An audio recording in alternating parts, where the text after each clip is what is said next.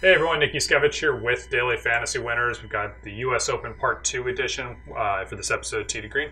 And so let's just dive on into the top picks. If you missed Part 1, you can go back into our video archives, and that's where I talk about Shinnecock Hills in the US Open. But in terms of like course setup and like what will be important here. But this edition is just going to be the top players. So let's just get on into it. And so we'll start here. Dustin Johnson here, right here at the top. Got this filtered by DraftKings price. Let's see here. Yeah, he is definitely the odds-on favorite, deservedly so, after he had that walk-off victory on that hole at Eagle at the St. Jude Classic. Dustin obviously playing extremely well. He checks every box that you would want here for both cash and GPP formats. So he's the odds-on favorite, number one player in the world, deservedly so right now. If you do see this minus 0.38, I've talked about this in past episodes before, but actually, if you do take a look at DJ's putting stats here, and I've talked about this in the past, in case you haven't been watching much of my stuff here, I'll just tell you really quickly. That was the strokes gained putting regression tool, and we're expecting, the tool says that we're expecting him to be putting a little bit worse, just because DJ's been running better this year than he historically does. But if you actually take a look at this, Dustin Johnson has been 8th on tour inside 5 feet, and the shorter the distance of your putting, usually the better the more skill is involved with it, and the farther out you get, the more variance it comes into play. Dustin's actually been really good inside 5 feet. He's been pretty solid inside 10 feet, and he's just been at mediocre outside of 10 feet. So that kind of actually tells me that this minus 0.38 here that I was talking about really isn't that bad, actually, for what the tool suggests. And so, yeah, so I mean, DJ checks every box. The only thing that you could say that you don't like about Dustin this week is he's going to be really highly owned. I'll be shocked if he's not the highest owned player in this thing. At least 25%. I think at 30% is actually very realistic. I don't think it'll get too much higher than 30, but you know, if you just take a look here, I mean, obviously, like the one guy that's here, there really isn't, like, Dustin is clearly like playing the best right now, even though like a lot of people are playing pretty darn well. Like Justin Thomas actually is playing like really well. And I don't know, you know, it's a $700 gap, but right now everybody just loves DJ, and DJ typically, he has a pretty good US Open, history, obviously, and it's the one major he's won, and I'm sure that'll play a little bit of a factor in with some of the public players. And so, yeah, everything's great about DJ, but I think other than the ownership, but honestly, the ownership's fine. Like, I really wouldn't worry about ownership so much here when it comes to Dustin, per se. The one thing I will say, actually, and I should have mentioned this probably at the top of the video, because this is going to contradict kind of slightly what I just said, but I tweeted out last night, meaning Monday night, that the US Open is the highest variance tournament, the highest variance major championship when it comes to this, how successful the better players are. You just get a little bit more random results when it comes to the US Open, and usually, and that actually just comes whether the golf course is playing really tough or actually kind of easier. For whatever reason, historically it plays out that way. More often it is tougher conditions than easier, obviously, and so that's probably the main reason why. But I will say, though, that even if you look at last year where the scoring was better at Erin Hills, you could go back and check the tweet, but there were like a ton of the top players that ended up missing the cut. It was like 5 of the 8 most expensive players on DraftKings ended up missing the cut, and I think it was 7 of the top 12 highest owned players ended up missing the cut at Erin Hills. The conditions were easy, and so and it was a course where length wasn't like a huge deal at Erin Hills, or was, I mean, it was supposed to be, but it did end up playing that way when Brooks Koepka ended up winning. So just one of those things where I'm saying, like, you know, for Dustin Johnson, I don't, you know, go ahead and play on that spot. I'm not telling you to back off DJ for that reason. But I will say this, like with some of the cheaper guys, potentially, and you'll see I'll hit out a couple of the guys here in like the 9K range, but I do think fading for high ownership here as opposed to like some other tournaments is a much, much, much better idea, especially the 7K range, but as you get down there. But even in some of the higher ranges, if you're only making like, you know, if you're not maxing out at 150, I think it's perfectly fine. So, okay, we'll move on to Rory McIlroy. And I'm actually going to move on to McIlroy and Justin Thomas here at the same exact time. And the reason why is I'm going to highlight Rory and Dustin right here and just follow along all the numbers here that I like have, and I'll slide the bar across and just look how even everything is. Their odds per dollar are pretty much the exact same on DraftKings, like almost the exact same. There's the putting regression tool, we have them both at exactly a minus 0.26, and they're both running obviously a little bit hot, a little bit better than average this year. If I scroll across here, obviously, like, you just see they are almost identical in every like statistic that I usually will look at. A couple that I don't look at as much, but like even just like, you know, they're both bombers. They both are like pretty much the exact same in driving accuracy, and even some of like the statistics you look at when it comes to like distance center from fairway and distance from the edge of the fairway, like you could sometimes read into like how accurate the driving accuracy metric is with somebody. Those are checking the same. And if you even take a look at their putting here, scroll over slightly more. There we go. If you look at here, right here, putting inside 5 feet, they're both actually putting pretty horribly from short range.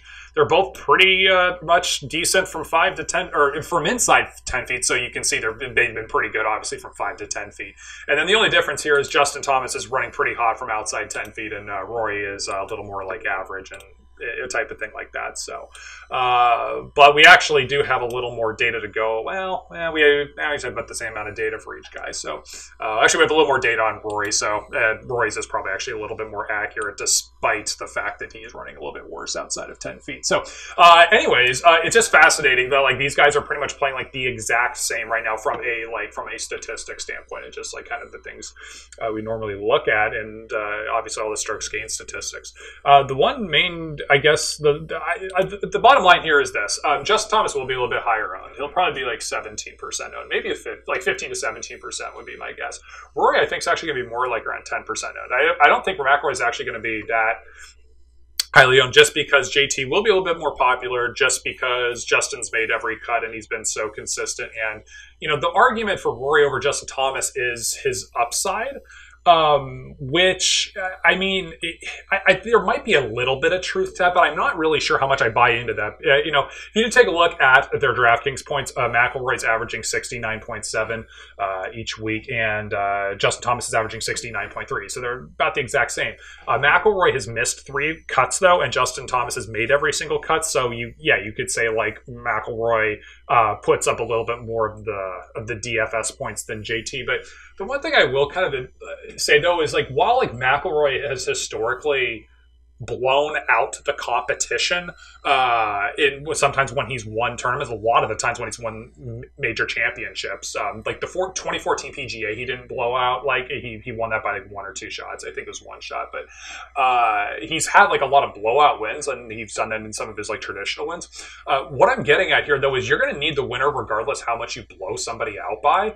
And, like, I don't know if I really buy that McIlroy is more likely to win this golf tournament than Justin Thomas. I think, like, McIlroy has, like, when he's on, he has, like, his ceiling's a little bit higher. But as far as how frequent they are actually going to, like, win this golf tournament, I actually just think that they're, like, about the same, probably. And I think Justin Thomas's floor is reasonably expected, slightly higher than Rory's, because Rory can get off, you know, obviously, but his off is probably a little bit more off than Justin's.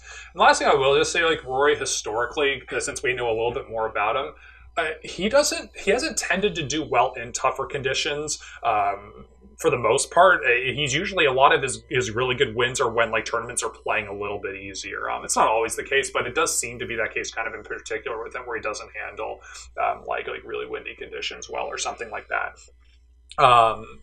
So I don't like, obviously, so I just say this with Rory and Justin, the bottom line here. I do like Justin a little bit more because of the price, despite that he will be a little bit higher owned. But I will say this, I think over-owning Rory is a perfectly fine idea. I mean, a 10% Rory McIlroy on a course where bombers are going to have a big advantage. And, like, I mean, because there's so, like I said, I think in the previous video, there are so many dog legs on this golf course, and there's no trees on the course. And so it's even a bigger advantage for bombers because they can cut off more of the dog leg. So it's not like you're just playing a straight hole, and it's a difference between somebody who hits a 330 off the tee versus 295. It's like, or it's like a 35-yard difference. It's going to be much more because you're playing a shorter hole. If you're cutting off some of the dog leg, that 35 yards becomes 50 or 60 or something like that, whatever it might be, depending how it rolls out, and blah blah blah blah blah. So you get what I'm getting. You see what I'm getting at here. I like both. I like Justin Thomas a little bit more, but Rory definitely is a nice option in more the in the GP is more of a nice option in those GPP formats just because of the lower ownership. Okay, Jordan Spieth here. I have really nothing new to add to Jordan Spieth from like any past episode of the past few months. The one thing I will say about him, though, is I would not worry about the ball striking at Memorial. It's 1 week. His ball striking has been absolutely phenomenal this entire season, pretty much, except for that 1 week. His strokes gained off the tee at Memorial was neutral, but his strokes gained approaching the green was awful. He lost, what did he lose here? He lost 4 shots approaching the green in that tournament, and so that's no good. But it's 1 week. Every other week this entire season, he has gained strokes on the field, and most often a ton. So it's 1 week, like, whatever. But the putter, it's obviously the huge deal. You can see he's 190th in strokes gained putting right here. That's obviously really bad. That's why we're expecting a putting regression of plus 0.72. You guys know the drill. If you want to see real quick here, I'll just show you. Putting inside 5 feet, he has been absolutely terrible. He's been still pretty bad inside 10 feet, a little bit better in that 5 to 10 foot range, and then he's been unlucky too. He's been 199th outside of 10 feet. So definitely he's got something going on where he's struggling with the putter, where it's like a skill or in his head, whatever you want to call it, switching something. But he's also ran pretty unlucky too. So it is a kind of a scary thought here if Spieth's putter does get hot here. And there's some regression like we expect, and if his ball striking comes through like we would expect, Spieth is a very good play, because I don't think he's going to have a ton of ownership given his, relatively speaking, weak form. But at the same time, I would say this. This is a course where strokes gained off the tee really is a big deal. And I talked about this on one past episode. I honestly forget which episode it was where this came up, but Spieth is not only not a bomber. Spieth I don't want to say manipulates it, but like Spieth is a very good player in terms of course management. He's really good at missing in the right spots off the tee. He's not a very good driver of the golf ball in the sense of like distance and accuracy both. But yet in strokes gained off the tee, Jordan Spieth is 18th, and so you think he's an extremely good driver of the golf ball. He's really good at just missing in the right spots, and so. It's like if there's like, a creek running down the left-hand side of the hole, he's going to miss on the right a lot of the time or something like that, just as like a relatively basic example. And this is just a course where I'd rather prefer bombers, and there are so many other good options up here. I'm kind of against Spieth this week, despite how good that strokes gained putting regression number is. Just when I see that how bad he is inside 5 feet tells me there is something going on there. And this isn't like the potential scenario at the Masters where it was like he knows those greens extremely well, and like his like history. I think he had like worked with like Crenshaw, like understanding those greens, like I think a while back with him and like his caddy Michael Greller, and so there's something like historically with that. So this isn't that case where we're here at Shinnecock and these greens are diabolical, or they can be diabolical. So. I'm kind of against Spieth this week. It's not like it's one of those things if you're making a few lineups, I wouldn't play him. But if you're making a bunch of lineups, Spieth will probably only be like 10, 12% owned. So it'll be in the Rory range. I like McIlroy more than Spieth, probably by a little bit. Actually, a decent amount, quite frankly. But if from a GPP standpoint, you're making a bunch of lineups, he's fine to over own, just to throw in like 15% and over own a little bit in case he is like 8% owned for whatever reason. So there's that. Okay, Jason Day here, 10,500. I'm sure I've mentioned this in some previous episode before. There is still this common belief that Jason Day is a huge boom or bust player, and I have no idea where it comes from. Because I was going through the data and just major championship history, and of all golfers in this field who have played in, I forget what the exact minimum major championships played number was. It had to be a minimum of like, it was a number between 5 and 10. I want to say it was like 6, maybe it was like 7 or 8. But for golfers that basically played more than just a few majors, of everybody that is in this field, nobody has made more cuts, had more top 25s, more top 10s than Jason Day, with the exception of Tiger Woods from a percentage standpoint. Obviously, if it's from a total number standpoint, like Phil would obviously be up there. But from a percentage standpoint, Jason Day is the best in this entire field historically, with the exception of Tiger Woods. And so, Jason Day has played in 30 major championships. He's missed the cut only 4 times in those 30, and obviously started when he was making top 10s like right out of the gate when he started playing in majors. And so of those 30 majors, like I said, he's only missed 4 cuts, so he's made 26 of 30 cuts. 19 of those 30 major championships played have resulted in top 25. 14 of the 30 have been top 10. So almost half the time Jason Day has finished inside the top 10 major championships. That is very, very consistent. And, obviously, and Day, he has only won one major, yes, and it was just kind of like a crazy win when he won at Whistling Straits because, he shot, or tied, the 72-hole major record. It was something like that because it was, 21 under par, something like that. He has had 4 second-place finishes at majors. And a lot of those times where he finished second, he ran into a buzzsaw of historical proportions, of who he went up against. And an example of that would be at the 2011 U.S. Open at Congressional. That's when McIlroy boomed onto the scene and he won his first major where he shot a bajillion under par at the U.S. Open. He shot I think it was 18 under or something. And then there was a 6-shot gap, and then there was Jason Day and maybe 1 or 2 other people, and then there was another big drop down to 4 or 5 under. I forget the exact numbers, and I probably should have looked that up, but that's basically what it was. Day has often ran into historical runs. Even in 2011 in his first Masters, he finished tied for second. He had that thing won, except Schwartzel birdied the last 4 holes on Sunday to win that by 1, which is just unheard of. I don't know about unheard of, but it was a Masters record or tied a Masters record of a closing stretch. So anyways, I kind of spent some time on that just to kind of debunk this whole I don't know. Day has very great upside, but he also has really good consistency too. Getting into the stuff here though, that's more on your sheet. I think the price at 10,500 is perfectly fine for Jason Day.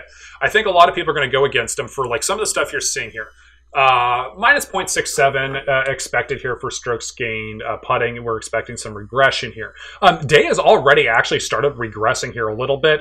He was barely above average at the Memorial, and he was certainly above average at the Players, but he wasn't crazy. What was his putting?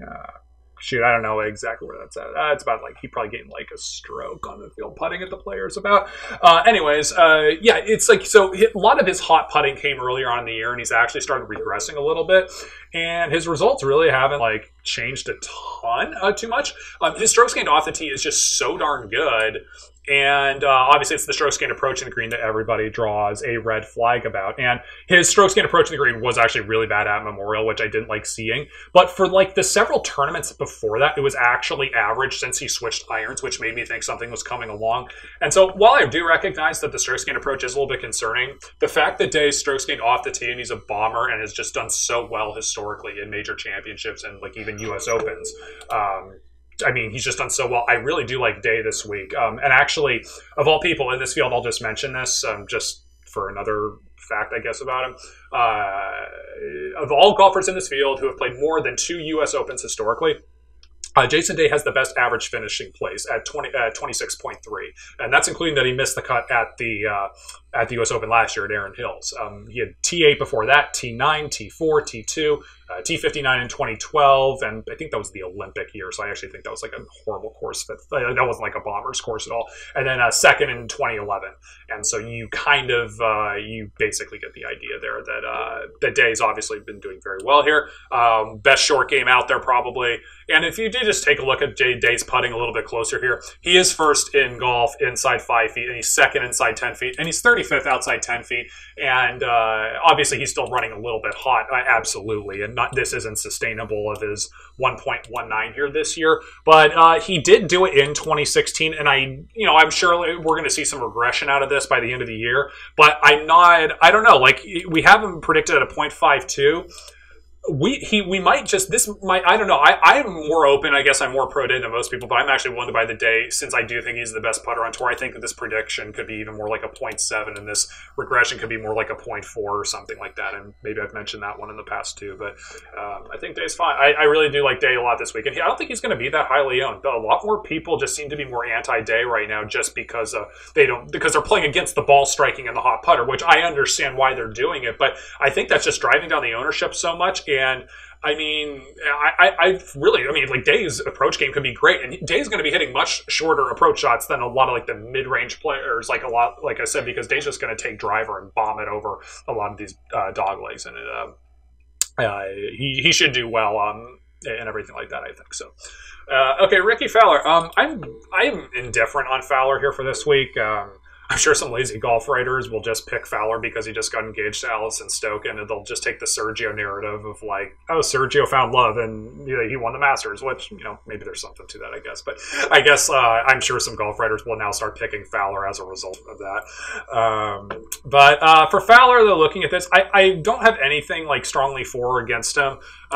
He should be the plus 0.18 is nice to see with the putting. So I do think Fowler will come around with the putter here slightly as we move forward. The strokes gained off the tee and approaching the green has been a little bit more the issue. Approaching the green over really since Houston, Fowler has been either right at average or he's lost strokes approaching the green each week since Houston, it looks like. Actually, it's actually since the Arnold Palmer. He lost strokes at Houston.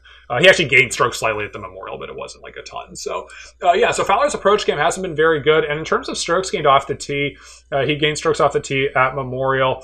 Strokes gained off the tee has actually been a little bit better as of late if you take away the Players' Championship, but that's more of a ball striker's course anyways, where strokes gained off the tee isn't really nearly as big of a deal. So I guess what I'm saying is there are some things Fowler seems fine. I don't love him. There's nothing I just have super against him or for him, and I don't really have anything for him. I guess the putting, he's actually running slightly hot here from outside 10 feet in comparison to his shorter range putting, which maybe that plus regression we're expecting, this plus 0.18, maybe is like plus 0.1, I don't know. I would just say this, like if you're only making a couple lineups, I'd go elsewhere. If you're making several lineups, maybe even just as many as like 25 or 50 lineups, you could throw them in a few. I think that's fine. 10,200 is just not my favorite price for him either. I really think Fowler for this tournament, given kind of where he's at this year, I think is more deserving of a low to mid 9K price. I think it's kind of a crappy price, but it's fine if you guys want to go ahead and do that. Justin Rose, 9,900. He's going to be mega chalk. Mega chalk. He is, his strokes gain statistics in every single category is like really good in recent form right now. And I'll just show you right here. Justin Rose, as you can see, 8th tee to green, second off the tees, second total, 17th off the tee. 27th approach, 15th around, 10th putting. So as you guys get the picture, Rose is playing insanely well, and a lot of models like him, a lot of sharps I'm sure like him, or at least in cash formats. And I would tell you right now, in cash formats, go for it. Absolutely, makes perfect sense. But this minus 0.61 is alarming in the sense that Justin Rose has normally very traditionally an average putter, and he's at a plus 0.626. And as we pull up Justin Rose here, his putting here, he is 86th inside 5 feet. He is 8th from 5 to 10 feet, or inside 10 feet. So you can tell he's really hot running it from that 5 to 10 foot range. Then he's 52nd outside of 10 feet. So he's running a little bit hot here. He's running, this is kind of an in-betweener on more skill and variance of inside 10 feet. But as you can see, 86th inside 5 feet and everything like that. So there's no doubt there is some regression expected coming here for Rose. And just because this is a higher variance tournament, of where people can just miss the cut, kind of historically at the U.S. Open and everything like that. As good as he's playing, I actually think Rose is not a bad idea if you want to be bold and fade him. Even if you're making a bunch of lineups, it is a bold move, no doubt about it. But you're going to probably have to fade at least a couple of the guys at the top, or you're going to have to lower own some people and just choose not to try and over-own the field. And Justin Rose is just not somebody I want to really try and over-own the field on. He's going to be at least 25% owned, and he could even be higher than that. I don't think he'll be quite as high as DJ, but I still think he'll be right behind him, kind of in that 25 to 30% range. So I would just pass on Rose given the ownership and that putting regression and everything like that. And even the sportsbook odds, you can tell right here, 6.62. This DK price is pretty absurd for him. And so, at the very least, Fowler and Rose should be switching spots here, and quite frankly, it should be more than that. But anyways, Jon Rahm. I'm all in on Jon Rahm. I very much like what I see from Rahm coming into play. The one thing people will probably bring up from an anti-Rahm standpoint is the 114th and approaching the green. I get that. That's fine. But I will say this, though, that part of that is because he was really bad approaching the green for a couple, 2, 3, 4 weeks in there in the fall or in the spring season, winter spring season. Farmers Insurance Open, he was awful in strokes gained approaching the green, lost 3.75. He lost 4 strokes approaching at the Waste Management, and he lost a slight amount of strokes there at his next 2 tournaments, like Pebble Beach and all that. So his strokes gained approach the green, while has not been great lately, it has been much better than what it was. And so this 114 to me really is more like he's more probably like in the 70th range, and I'm not as concerned about the approach in the green as maybe some other people. But this is an off the tee golf course, like I said. I think that's by far the most important thing here coming into this week, and so therefore. Why the heck are you not loading for me? So anyways, with that being said, because of Rahm's bomber, Rahm's a bomber and all that, I really do like Rahm coming into this week, and I would play him in GPPs. Cash, I mean, I understand if you want to go Rose and Cash, that makes more sense if you've got a spot to fill around here. And everything like that. So, in any case, we'll move on to, actually, the one thing I'll just throw in about Rahm real quick. I don't buy this whole narrative thing that Rahm loses his temper, and he actually, he's very much an extrovert in the sense that, he displays his emotions and he has some fire and anger. Like, there's no doubt about that. But I don't buy that really hurts him on the golf course really that much at all. I know that can hurt some people. I'm not sure if I really buy that with Rahm.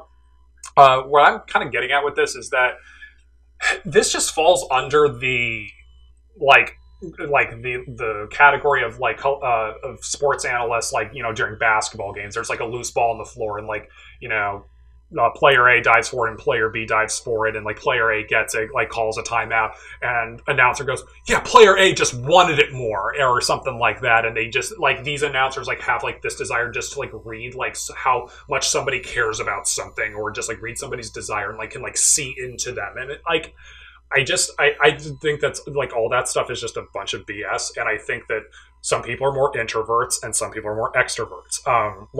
I mean, if you watch Jason Duffner out there playing golf, it's I don't think that because Duffner is a robot out there and basically shows no emotion, good or bad for the most part when he's out there. I don't think that means that Duffner's just doesn't care about golf, or he doesn't practice, or he's just lackadaisical out there. I don't buy that at all. I think Duffner is very competitive, has been a very good player for a good chunk of his career. But so it's that's kind of what this thing falls under for me for Rahm. I just think he's more of an extrovert rather than he has anger issues and he'll never win in tough conditions. I don't buy that at all. So I'm throwing that out there. I'm pro Rahm. Tiger Woods. We're getting more data on Tiger, and it's pretty remarkable how good his ball striking is approaching the green.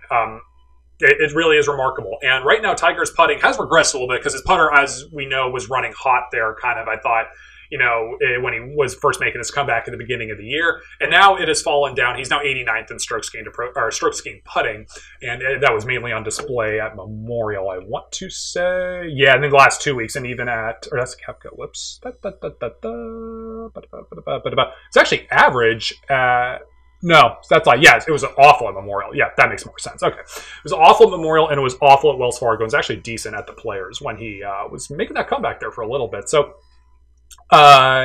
we've had some regression here with Tiger, I think, as expected, and so now that's fine, and his approach in the green is great. Problem with Tiger, his driver's still kind of a work in progress, and maybe he always will be, and his Tiger's strokes gained off the tee is 123rd right now. Sorry, I should be scrolling over for you guys. Yeah, so as you can see, strokes gained off the tee here, 123rd. And so that's kind of concerning to me. Even though he is a longer hitter, I understand that. But and Tiger has the upside, and Tiger could win. There's no doubt about it. But I would think that because Tiger has been actually still garnering a lot higher ownership than I've been expecting over the last week or two. I actually do believe that Tiger will be decently owned here. Here at 9,200, it's the Millionaire Maker. It's a chalky, or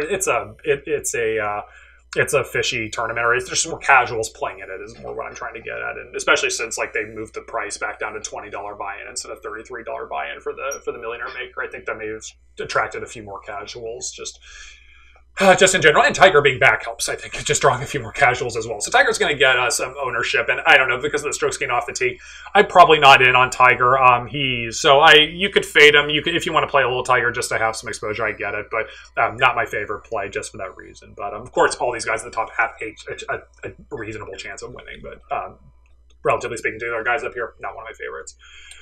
Brooks Koepka, 9K. We have NAs here just because Koepka has still yet not qualified for enough tournaments for the strokes gained statistics, and so we just have a bunch of NAs here. But as I showed in last week's episode of the St. Jude Classic, and you go back to that one just if you want to see the numbers I was showing there, but it was just looking at Koepka's strokes gained numbers this year just for the tournaments he had played. And they've been pretty good. The only thing that hasn't been as good has been his approach game. His approach game is the one thing that's been off. But off the tee, he has been phenomenal. And Koepka's putter has been very good so far this year. But Koepka is actually historically a good putter, which I don't think still like a lot of people are very much aware of. I don't think Koepka's going to garner actually a ton of ownership. I've fished around a little bit, just kind of seeing what some other people are just in their opinions are on who's going to be chalky or who's going to be highly owned. There seem to be a reasonable amount of people that think Koepka is going to be highly owned. Like, he's defending champion, he's a bomber, he seems to be kind of back a little bit. But, like, the truth of the matter is, because Stenson's going to garner a pretty good amount of ownership just below him, I think Tiger's going to garner some ownership, and Rose is going to garner a bunch of ownership. And honestly, like, Koepka's recent performance, just from a result standpoint, it's not like it's awful for, like, the few tournaments he's played, but doesn't really like stand out a ton either.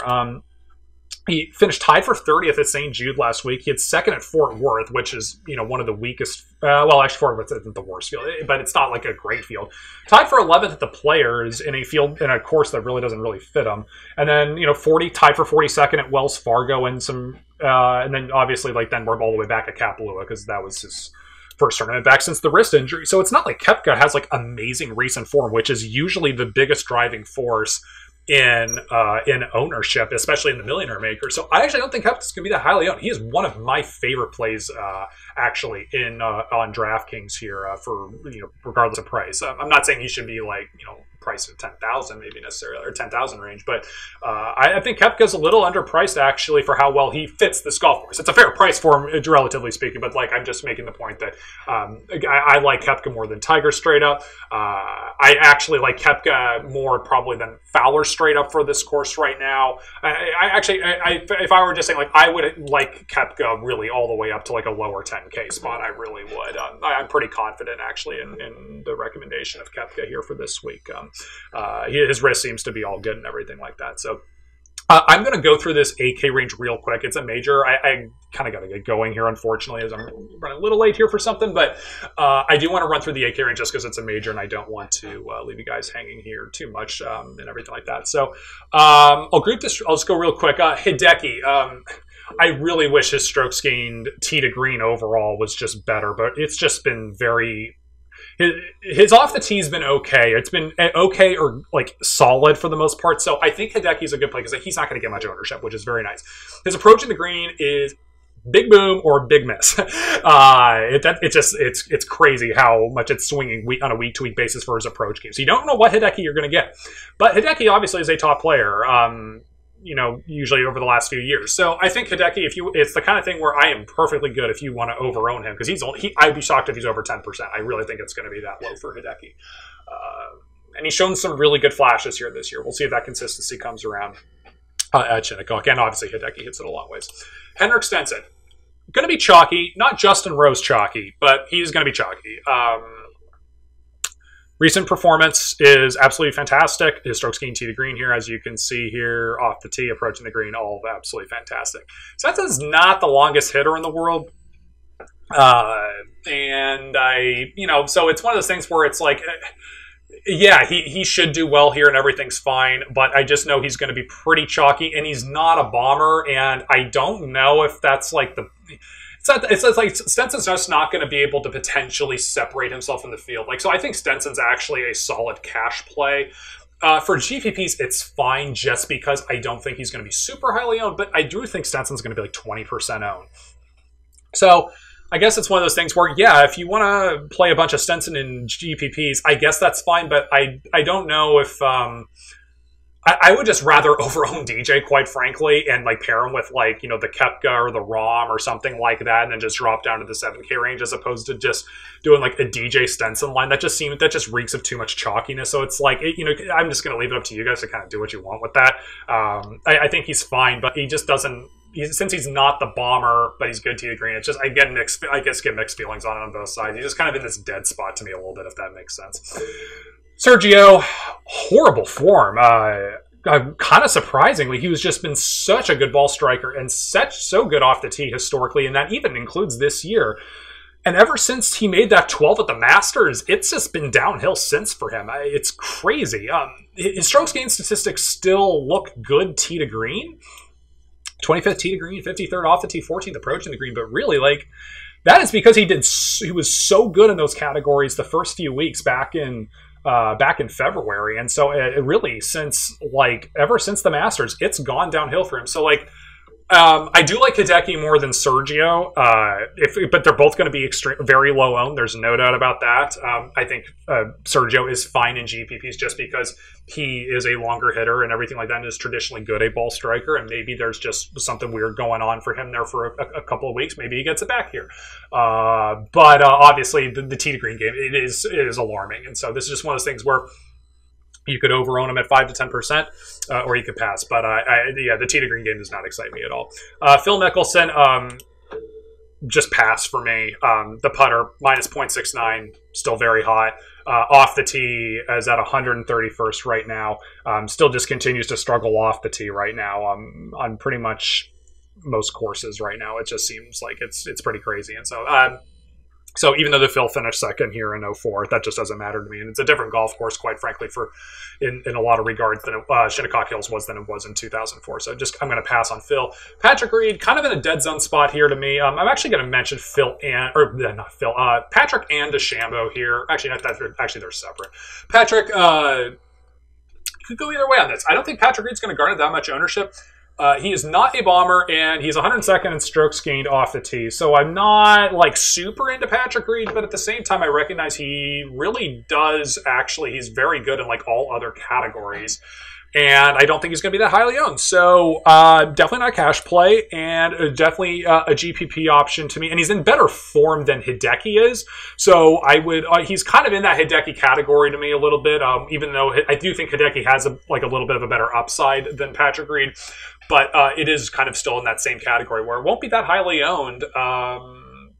But the strokes gained off the tee just doesn't quite fit and everything like that. So a little bit of a dead spot there. I think you could go either way on your decision there, Patrick Reed. Branden Grace has this is interesting because his odds per dollar here is pretty good on DraftKings. And I know his recent performance results is driving that, but I actually don't think he's going to garner a ton of ownership here. And the reason why I say that is because I think so many people are going to end up using DJ and Rose and like a couple other guys up here at the top.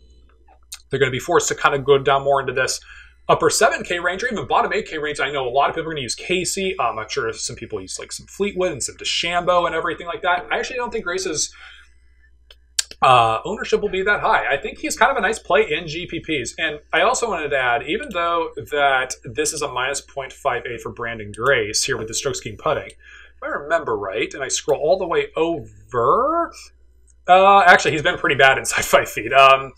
And he's been 18th inside 10 feet and 48th over 10 feet. Actually, that's not what I wanted to see. So yeah, the one thing I guess that is alarming here about Grace, though, is the strokes gain regression here with the putter. So that is not ideal.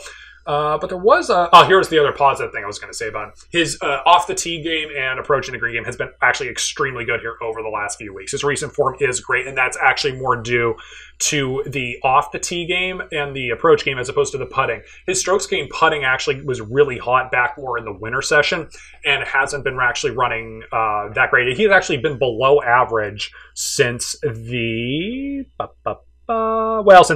his last 3 tournaments, he's been below. He's lost strokes to the field, so in putting. And so actually, even though the recent results there might look like it's coming from the putter with this number, it actually is because his tee to green game's actually been really good. So just kind of trying to differentiate there. And that's why I always say, like, with our tools and everything like that and looking at the statistics, you try and look at the whole picture, because not every stat's going to be or metric out there, no matter where it is going to be gospel. You've got to just gather as much information as you can and try to form the best opinion you can based on the information available and analyze what it means. So, okay, Bryson DeChambeau here, 8,300. I am so torn on Bryson DeChambeau. I'm like hesitant to give advice here. He's in extremely good form. I'm really not sure about his ownership. I'm very unsure. I think there are enough popular plays around DeChambeau that just basically right below him in Fleetwood and Casey, and even a couple of these other guys down here potentially in the 7K range, that I have a hard time believing that DeChambeau's ownership will be that high. And I know DeChambeau just won. It makes me hard to believe that it'll be that high, even though he just won the Memorial.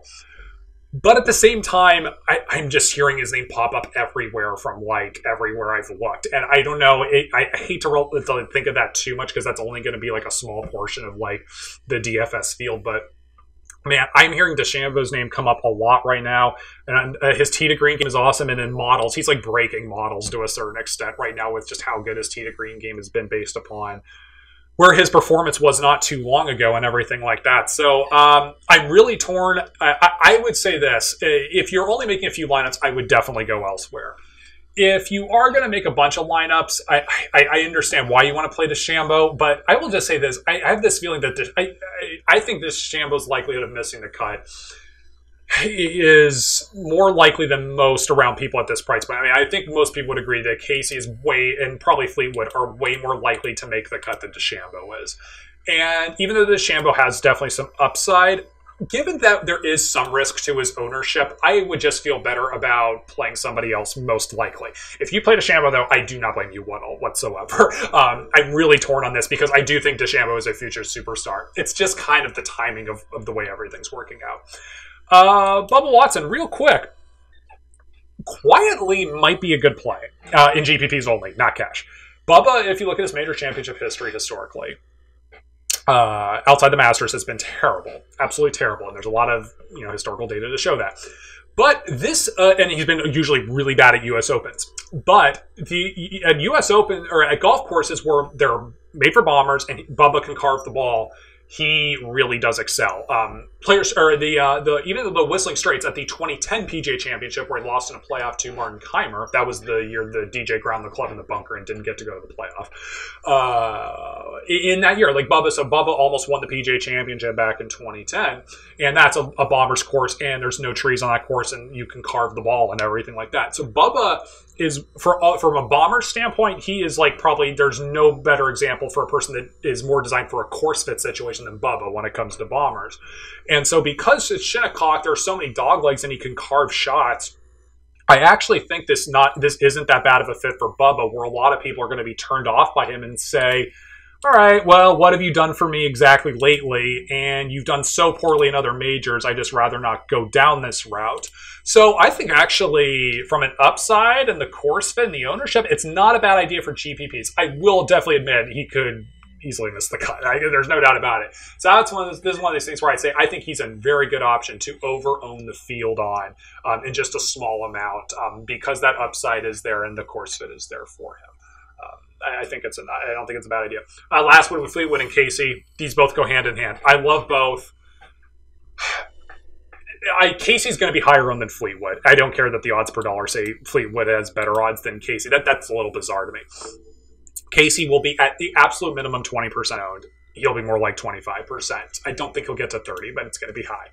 Casey's price should be literally $10,000 at this point. Max in his strokes gained his strokes gained tee to green model, where he takes everything into account, even if you factor in his putting model into the tee to green, he has Paul Casey ranked as his fourth best player. And I think he admits to this, that we don't have all the European Tour player stats, and not Casey specifically, but some of the other Euro guys. So maybe it's not he's the fourth best player on tour, but Paul Casey, I think in Max's mind at minimum, and probably in my mind too, is about a top 10 player, and Max might be a little bit higher on it than me, but still, Casey should be up here at the absolute minimum 9K, and I think closer even to 10K. Casey is that good the way he's playing right now. So this is kind of similar in that Stenson situation at the Masters, where he was 7,700 and he was 20 to 25% owned, in that range. This kind of falls in that category that Casey is like just such a better player than almost every other player around him that I do think it's fine to over-own Casey, even if at 20-25% at this price range. I think it's fine. Fleetwood probably going to be in that 15% range, maybe closer to 20, but I really hope it's more like 15%. I like Fleetwood very much. Kind of like under the radar, actually, probably enough from the casual players. Excuse me, because he hasn't been playing much lately. It's probably going to help. So hopefully that helps for you guys. I gave you a few fades in there. Gave you some good GPP options and a couple like guys I especially like the most. Like Rahm and Koepka and Day and DJ and those guys. So, and like obviously Fleetwood and Casey just there. So yeah, that's it for this video. Hopefully you liked it. And so anyway, so thanks for watching, and you can find me on Twitter at Nick Yuskevich. Daily Fantasy Winners is on Twitter at DFantasyWinners, and you can subscribe to our YouTube channel. Always appreciate it. All right, thanks guys. Good luck.